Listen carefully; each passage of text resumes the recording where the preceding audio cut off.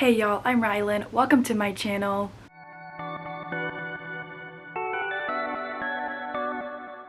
It is the time of year where everybody is talking about their favorite books from 2023, and I decided that it was time that I filmed my favorites video as well.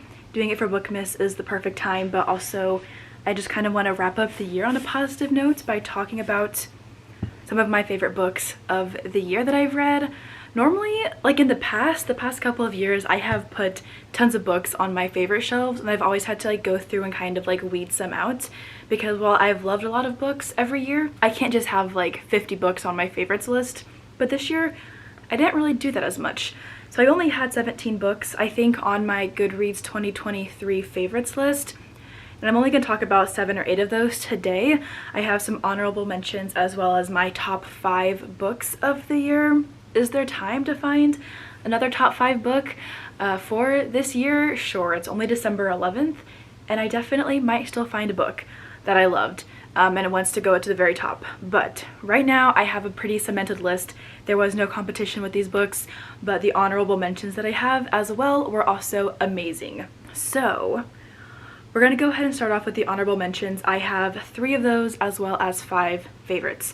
So the first honorable mention that I have is Something Wild and Wonderful by Anita Kelly. This is an romance about Ben and Alexei, and they meet on like hikes. Alexei has started this hike on this big old trail to kind of figure out himself and figure out what he wants in life, and he ends up meeting Ben and a romance ensues between them.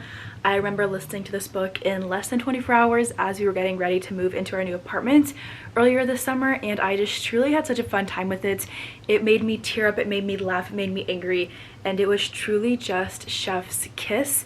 I actually had an arc of this one on NetGalley and was super excited to write my review afterward because I just loved it so much, and I just wanted to vocalize to everybody how much I enjoyed it. So that was the first book that's on my honorables mention list. I do have the cover up here probably, but some content warnings for it, which I'll also have in the description down below, do include some sexual content, homophobia, separation from religious family because of queer identity, and then toxic manipulation, which is seen in the past with one of Alexei's exes, I believe. But if you love the outdoors, this one is definitely for you. If you love cute romances, this one is also for you. If you love emotions, this book is also for you. I am very much not an outdoorsy person, but this book kind of gave me a taste of the outdoors, which I appreciated as well as someone who likes to be inside the comfort of her own home. But 5 stars to this book. I absolutely loved it and would recommend it. I have read the author's other book, Love and Other Disasters, I think is what it's called, and was obsessed with that one as well. I'm going to confirm, yes, Love and Other Disasters, and really enjoyed it as well, but this one is definitely one of my top reads for 2023. My second honorable mention is The Nanny by Lana Ferguson. This is a single dad nanny romance about Cassie, who used to be on OnlyFans, and she is trying to get herself through grad school, and she ends up finding this job with Aiden, who needs a nanny for his daughter, and it turns out he used to watch her OnlyFans. So this book is super spicy, but it also had me like pacing my room at dark at night trying to finish it up really fast because it was so like dramatic, and I was like gasping and I was crying, and it was just, honestly, I was just a mess the night that I was reading this. But I ended up giving it 5 stars because how can I not, after the emotional torment that the author put me through. But if you like a good contemporary read, I would recommend this one. Aiden is also a chef, so there is lots of food involved. He can't cook breakfast very well, which his daughter loves to make fun of him about, and so does Cassie, and it's really cool to like kind of watch this found family element develop on top of the romance between Cassie and Aiden. So another 5-star read for me. Content warnings for this book do include sexual content, death of parent and past, abandonment, grief, and then medical content a little bit within this one. 5 stars, truly. I want to read more of this author's works. I haven't yet, but hopefully someday I will. And then the third honorable mention that I have is Absinthe by Winter Renshaw. This is a principal student romance, but what's hard about it is that they meet when she's in high school and he's her principal, but they don't really get together until like later. So this book does jump forward in time quite a bit, as they kind of like go back and forth on we really shouldn't, but we want to, but we shouldn't, but we can't, and then they do. You know how it goes. But I thought this book was really beautiful. I've tried to get multiple friends to read it and they did not like it like I did, but I was also crying while reading this book, which I feel is a very common thread in all of these books so far, and probably in the rest of them, but you know, that's okay. But yeah, this one is not super spicy. I think it's more about the emotions and the tension that comes with a relationship of this nature. But this is the Belle Book Box edition, and when I got it in the mail, I was like, I'm gonna have to read this sooner rather than later, and I did, and I loved it. So I'll just read this quote from the back really fast. "If things were different, I'd have made you mine the moment we met. Wait for me, Absinthe." So good. They met originally because she is a cam girl and he is the principal, and he is like watching her, and they're actually neighbors as well, which is also very fun. So overall, I would recommend. Another 5-star read from me that nobody else that I know has given 5 stars, but I loved it. Content warnings for this book are according to Storygraph. I don't really remember. There is some sexual content in here, but also some drug abuse and sexual assault is mentioned as a minor content warning. So that was a quick rundown of my honorable mentions for 2023. But now it's time to move on to my top 5 favorite books. These are in no particular order because I think depending on the day, my rankings kind of change, but these were all also, of course, 5-star reads. I teared up or cried during all of them, and they all have some spice in them too, which sorry, but they do. There are no thrillers on this list this year, which is kind of sad. I'm gonna have to change that next year and make sure that I get back into thrillers because I do love that genre and want to like keep reading it, and I do read it often, but I just haven't found a favorite recently. But these 5 favorites are romance and then 1 fantasy. That will be very evident once I get ready to talk about it. But first up that I'll go ahead and talk about is Still Beating. This is the most recent book that I've added to this 5-star list. This is about Cora and Dean, who are kidnapped and forced to do very awful things while they're held in captivity. Dean is Cora's sister's fiance, and he is supposed to marry her while they're actually held in captivity, but things between Cora and Dean change while they're being held captive, and once they get out of captivity, they have to like figure out what it means to like live life after what they have gone through, and also like navigate their feelings for each other, especially because Dean is supposed to be Cora's brother-in-law. I thought this book was really beautiful. It was really sad and really hard to read at times. Huge content warning for this one does include rape and sexual assault, but I thought that their story of healing was absolutely beautiful because they healed together, but they also healed individually, and by the end of the book we just see these 2 beautiful people who have gone through so much but have come out like stronger in the end together because of it, and I just honestly loved it. This book had me tearing up in my room.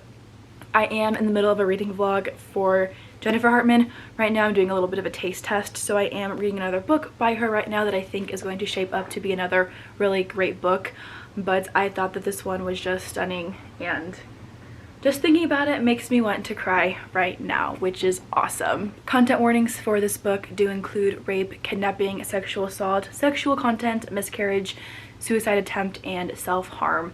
So this book is very heavy and very hard to read, but it's also very beautiful at the same time, and I loved it, and I think I will forever want to tear up when I think of this book. I got to meet Jennifer Hartman pretty much right before I started reading this one, and man, she did good with this book. She did good. Next, let's go ahead and talk about the book that everybody's talking about every single day, everywhere, because nobody can get away from this one right now, and I jumped on the hype train. But my 4th favorite book, I guess, according to this list that I'm going in, was Fourth Wing by Rebecca Yarros. I tabbed this book a couple of months ago and was thinking that I was going to read book 2 right after it came out, and that did not happen, and I don't think I'm going to be reading it until next year because I prefer to not be mad for 10 months-ish or whenever the next book comes out.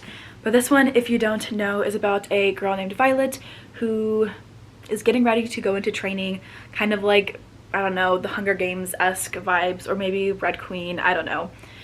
She's getting ready to go into her training. She's 18 years old and she is a part of the Writers Quadrant. So her training involves dragons, and she meets this guy named Xaden who hates her because his dad was a part of the rebellion and her mom killed his dad or whatever, and they hate each other, but they're also bonded to each other with all the dragon stuff. And it's fun, it's action-packed, it's romance, it's spicy, it's addicting, it's dramatic. It made me cry and scream at work while my kids were napping, which is not great, but I loved it. I told myself when the book first came out that I was probably never going to hop on the trend, like the train of reading this book, the trend that everybody was going through with this book, but I ended up doing it anyway, and I have no regrets. I will not be reading book 2 for a long time though, because I don't want to be angry for months while we wait for the 3rd book to come out. Content warnings for this book do include sexual content, death, violence, death of parents, war, and bullying. And there's also some chronic illness rep in this one as well. But 5 stars for me, truly. Okay, 3 books left. We're gonna go next one, As Love Theoretically by Ali Hazelwood. We read this for the Mending Hearts book club back in July, I want to say, and just chef's kiss. I've given almost every single book that I've read by Ali 5 stars, and this one was no different. I think this might actually be my favorite book of hers now, but I'll probably say that about her next book that comes out next year. But this book is about Elsie and Jack. Elsie thinks that they are sworn enemies. Jack definitely has feelings for her from the very beginning of the book, but she is fake dating Jack's half-brother, and that just brings in a whole bunch of drama, and we get to navigate her trying to find a job in the STEM community and him being very high up in it, and her not getting a job that she is slated for, and how she hates him because of that, and everything is his fault, but also the attraction between them is so very strong. And Jack is like a top tier book boyfriend. So this was a really fun one. I'm not a big STEM girly, but when it comes to Ali Hazelwood, like, I feel as though she writes it in a very accessible way.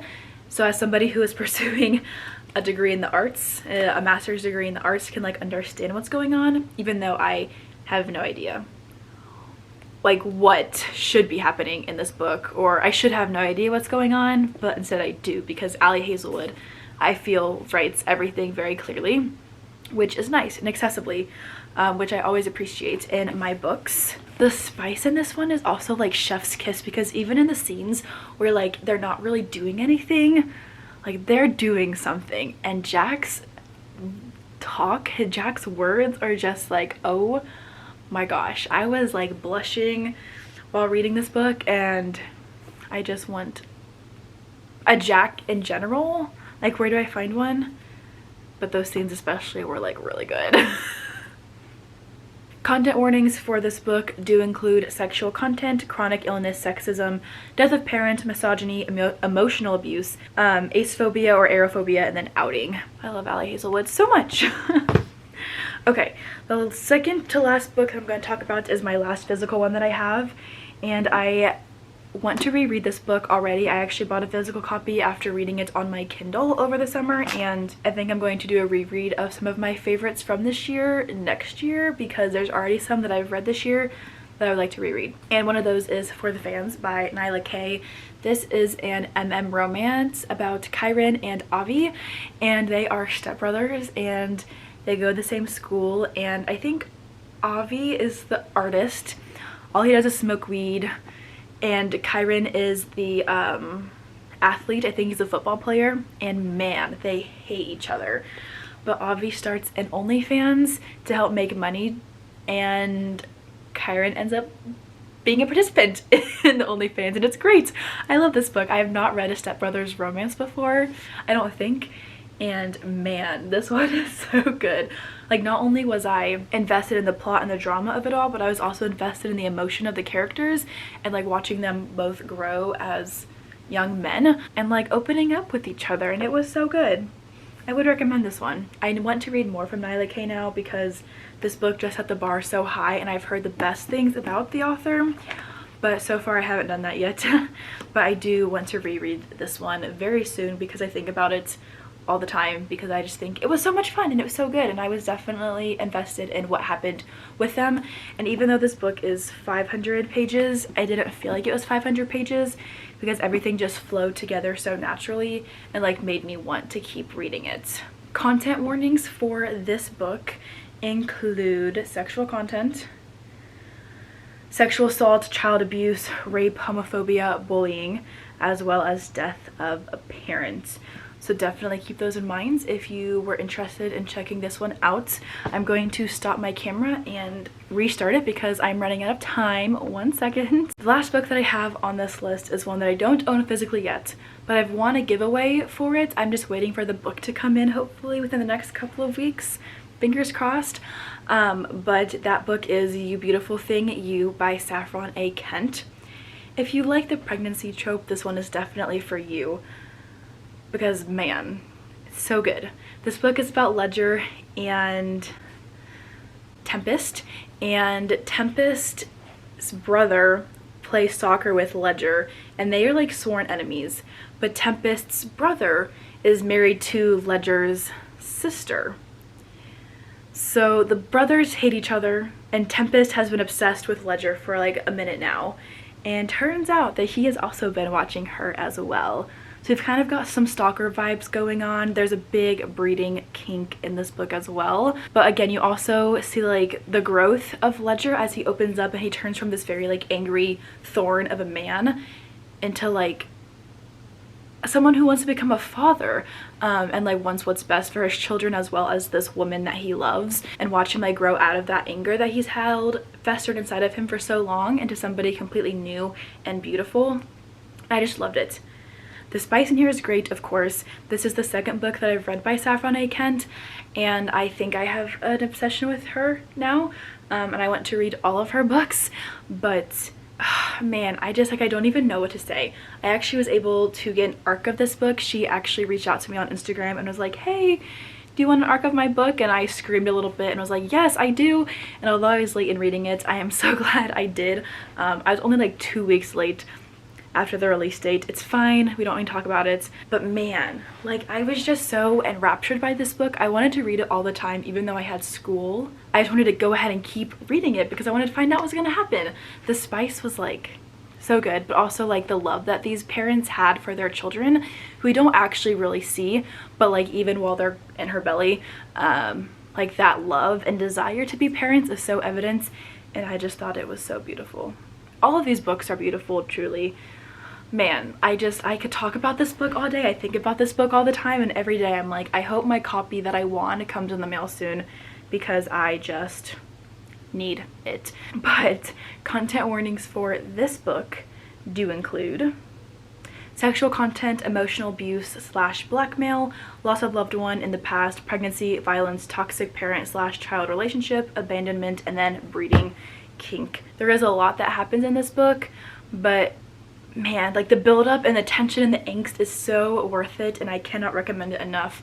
I want to do a Saffron A. Kent reading vlog in the new year and read some more of her books. I'm just waiting to see what I get for Christmas and things like that before I purchase some of her books myself and read them, as well as wanting to wait and see when that giveaway win comes in. But yeah, definitely this is probably like my top book of the year. Yeah, it's probably the only one that on an everyday basis like I think about and I'm like, yeah, this book was the book for me of 2023. That's all that I have for y'all. I have read so many great books this year. I think I'm up to 127-ish, 129 books this year, and I've really enjoyed so many of them, and I cannot believe that the year is already almost over. But these are definitely the books that have made it into my like favorites for this year. Will I find one or two more? Who knows, maybe, but this is definitely like a pretty cemented list for me as of right now. But if you have read any of these books, feel free to comment down below and let me know your thoughts on them, or let me know if you have a favorite book of this year that you just want to shout about, because I would love to hear your thoughts on your favorite book for 2023. But that is all that I have for today's video. Thank you all so much for watching, and I will see you all in the next one.